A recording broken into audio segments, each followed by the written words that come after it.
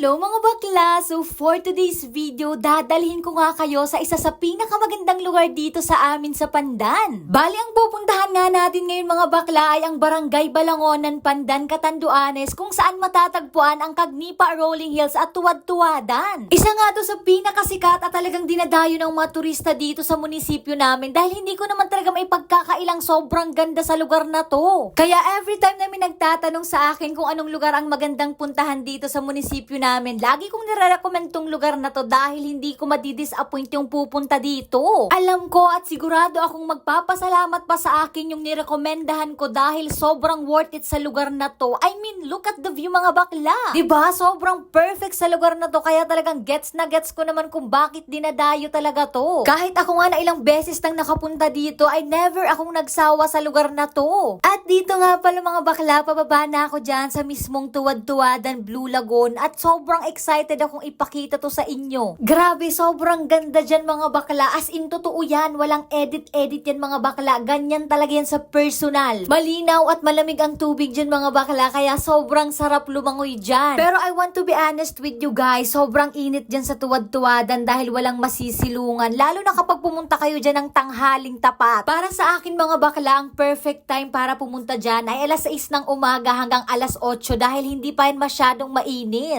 Maganda din dyan pumunta ng alas 5 ng hapon mga bakla dahil kitang-kita mo nga yung sunset at talagang perfect yun habang lumalangoy ka dyan. At ayun mga bakla, kitang-kita nyo naman kung gaano kaganda dito. So sign nyo na to para puntahan tong lugar na to. Ayain nyo na yung tropa nyo, pamilya nyo at magbakasyon na kayo dito. Huwag kayong pumayag na matapos yung summer tapos hindi nyo to mapupuntahan.